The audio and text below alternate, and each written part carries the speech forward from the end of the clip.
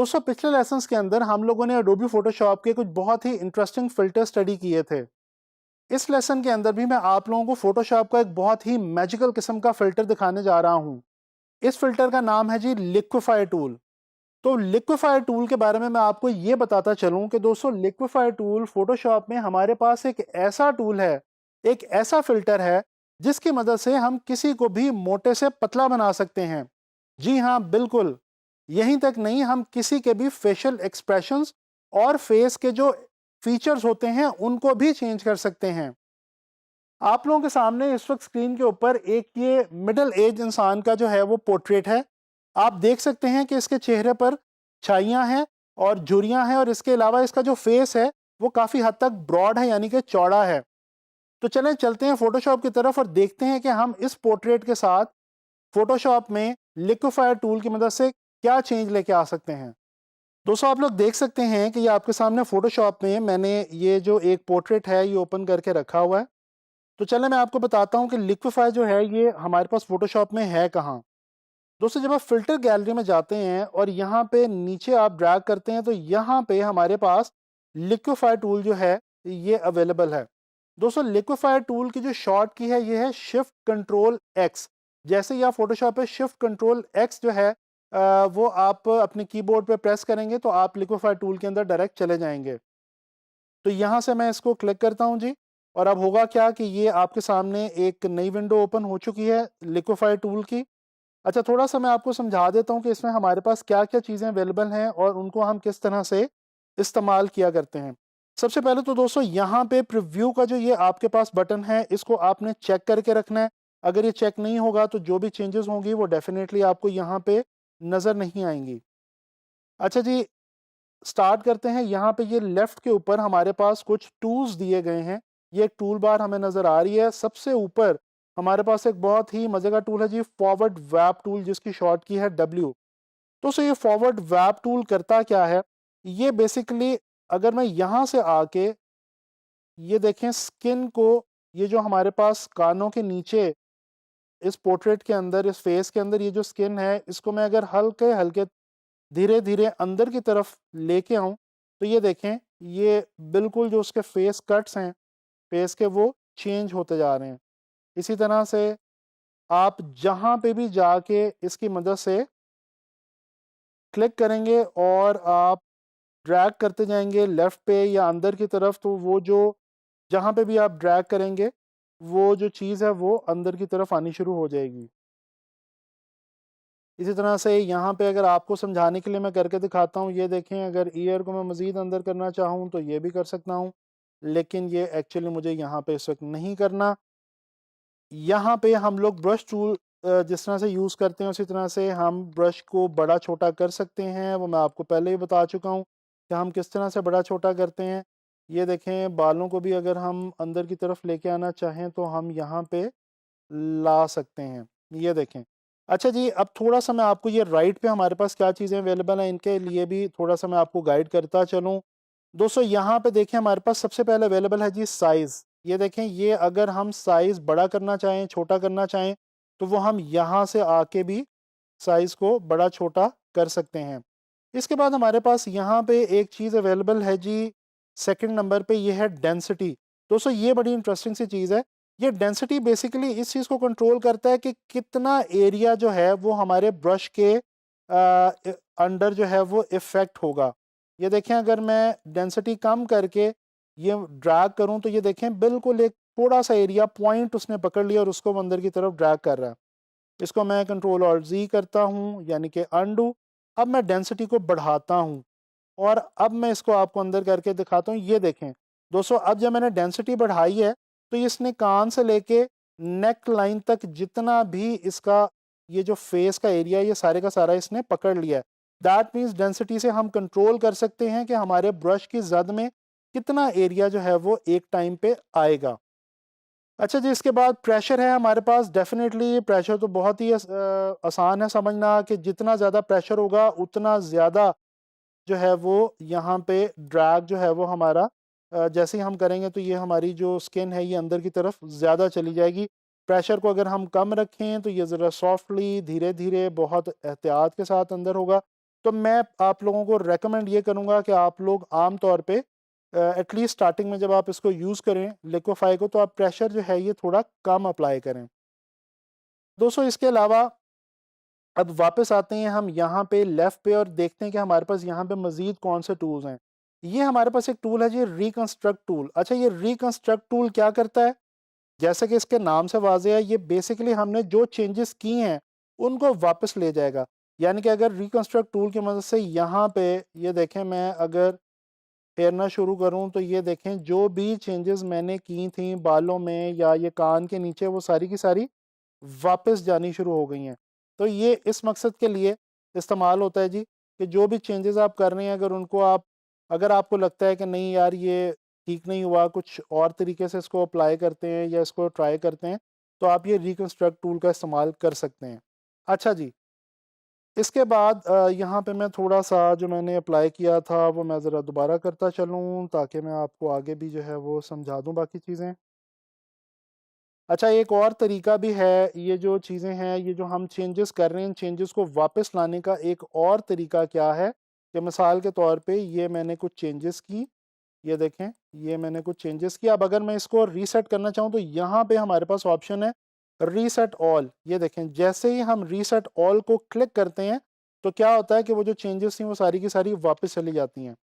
अच्छा जी, इसके बाद हमारे पास यहाँ पे एक टूल है स्मूथ टूल। ये वैसे कोई बहुत ज़्यादा यूज़ नहीं होता, लेकिन ये जो कोई एजेस होते हैं उनको स्मूथ करने के लिए काम आता है।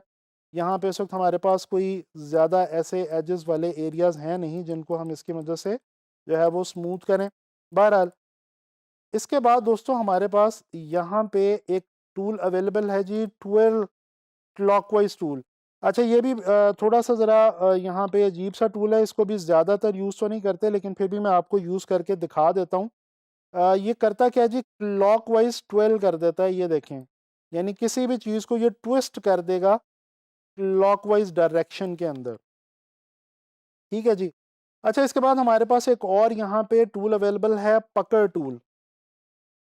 ये देखें, पकड़ टूल क्या करता है दोस्तों, हम किसी भी एरिया पे रख के अगर ब्रश की मदद से पकड़ टूल अप्लाई करेंगे तो ये उस एरिया को अंदर की तरफ धंसा देगा। जैसे ये आंखों के ऊपर मैंने आपको अप्लाई करके दिखाया है, ये नोज़ पे भी मैं आपको अप्लाई करके दिखाता हूँ। अच्छा, ये टूल वहाँ पे बहुत काम आता है कि जिस तरह मिसाल के तौर पे अगर ये नोज़ जो है ये मुझे हैवी लगे और मैं इसको छोटा करना चाहता हूँ सेंटर से, तो ये देखें, मैं इसको ये देखें इसको पकड़ टूल की मदद से थोड़ा सा पॉइंटेड बना सकता हूँ।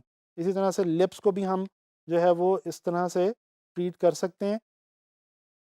इसके बाद हमारे पास यहाँ पे है जी ब्लो टूल। अच्छा, ये ब्लो टूल पकड़ टूल के बिल्कुल ऑपोजिट यूज़ होता है।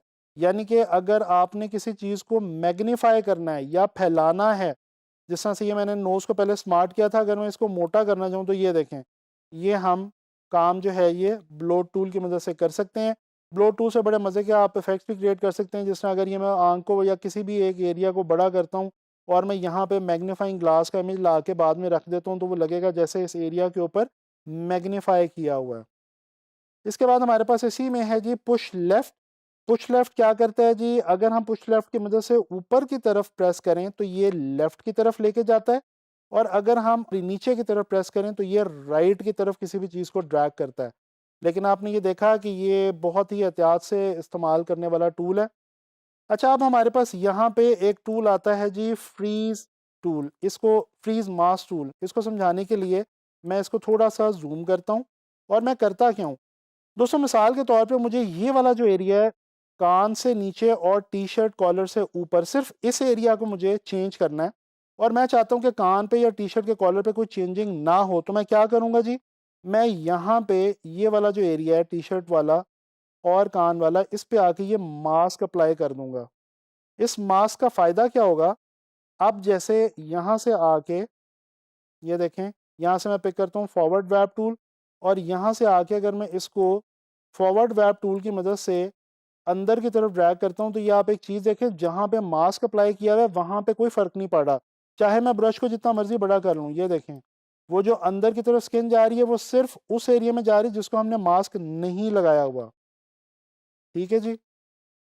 अच्छा, अगर इसी मास्क को हम ख़त्म करना चाहें तो ये नीचे हमारे पास एक टूल अवेलेबल है जी, थॉ मास्क टूल। इसकी मदद से हम यहाँ पे अगर ब्रश फेरेंगे तो वो जो मास्क हमने लगाया होगा वो वापस चला जाएगा। इसी तरह से हमारे पास यहाँ पे जूम टूल है जिसकी मदद से हम जूम इन कर सकते हैं, जूम आउट कर सकते हैं। हैंड टूल अवेलेबल है जिसकी मदद से हम पकड़ के अपने विजुअल को जो है वो ड्रैग कर सकते हैं। ठीक है जी। तो ये दोस्तों आप लोगों ने देखी ऑप्शंस। इसके अलावा एक आखिरी मज़े की ऑप्शन मैं आपको यहाँ पे बताता चलूँ जो इसमें हमारे पास मौजूद है जी, फेस अवेयर लिक्विफाई। दोस्तों इसमें आइज़ के ऊपर जाके अगर ये जो सेंटर वाला चेन है इस पर मैं क्लिक करता हूँ और अब मैं अगर आइज़ का साइज़ बड़ा करता हूँ तो ये देखें दोनों आइज़ का साइज़ जो है वो बड़ा हो रहा है। अगर आप इस वाले साइन को क्लिक नहीं करेंगे तो ये लेफ़्ट और राइट पे काम करेगा। इसी तरह से आइज़ की हाइट आप कम ज़्यादा कर सकते हैं। इसमें मैं थोड़ा सा आइज़ का साइज़ बढ़ा देता हूँ क्योंकि ये जो हमारे पास पोर्ट्रेट है इसमें आइज़ का साइज़ पहले बहुत छोटा है। आइज़ की विड्थ भी आप बढ़ा सकते हैं। उसके अलावा आइज़ को टिल्ट भी कर सकते हैं। खैर ये टिल्ट अभी इस वक्त मैं नहीं कर रहा। इसके बाद हमारे पास नोज़ की बारी आती है जी। नोज़ में हम नोज़ की हाइट बढ़ा सकते हैं, ये देखें। नोज़ की विड्थ बढ़ा सकते हैं। इसको तो खैर हमने पहले ही थोड़ा सा स्मार्ट किया है, स्मूथ किया है। इसके बाद आती है जी बारी माउथ की। माउथ में यहाँ पे दोस्तों एक बहुत ही इंटरेस्टिंग हमारे पास चीज़ अवेलेबल है। हम किसी को भी हंसता हुआ दिखा सकते हैं इस टूल की मदद से, लिक्विफाई टूल की मदद से। अगर हम यहाँ पे माउथ वाली ऑप्शन पे आएँ और हम स्माइल को बढ़ा दें तो ये देखें स्माइल जो है वो बढ़ जाएगी। कितना इंटरेस्टिंग और मैजिकल सा यहाँ पे ये हमारे पास ऑप्शन मौजूद है। इसी तरह से हम अपर लिप को बढ़ाना चाहें, लोअर लिप को बढ़ाना चाहें, कम करना चाहें तो ये हम यहाँ से कर सकते हैं। माउथ के विड्थ हम यहाँ से कम ज़्यादा कर सकते हैं। माउथ की हाइट यहाँ से कम ज़्यादा हो सकती है जी। इसके बाद आखिरी हमारे पास यहाँ पे है जी फेस की शेप। अगर फोरहेड हमें लगता है कि कम है तो हम यहाँ से फोरहेड बढ़ा सकते हैं। वैसे यहाँ पे इस वक्त फोरहेड जो है वो काफ़ी चौड़ा है तो मैं इसको ज़्यादा नहीं बढ़ाऊँगा। चिन की हाइट हम कम ज़्यादा कर सकते हैं। इसकी मदद से आप देख रहे हैं पूरा फेस जो है वो ऊपर की तरफ लिफ्ट हो रहा है। तो ये थोड़ी सी मैं चिन की हाइट यहाँ पे बढ़ा देता हूँ। इसके बाद जॉ लाइन हम कम ज़्यादा कर सकते हैं, तो जॉ लाइन को मैं थोड़ा सा स्मार्ट कर देता हूँ, कम कर देता हूँ। और फेस की विड्थ को मैं थोड़ा सा कम कर देता हूँ। तो ये आपने देखा कि फेस हमने पूरा ऑल टुगेदर चेंज कर दिया। जैसे ही मैं ओके क्लिक करता हूँ तो ये देखें सारी चेंजेस यहाँ पे मैंने जो की थी वो लिक्विफाई टूल की मदद से यहाँ पे आ गई हैं। मैं कंट्रोल ऑल्ट जी करके देखूँ तो ये आप देखें कि फेस हमने किस कदर चेंज कर दिया हुआ है। तो आपने देखा लिक्विफाई टूल में कितनी मैजिकल ऑप्शंस हमारे पास अवेलेबल हैं।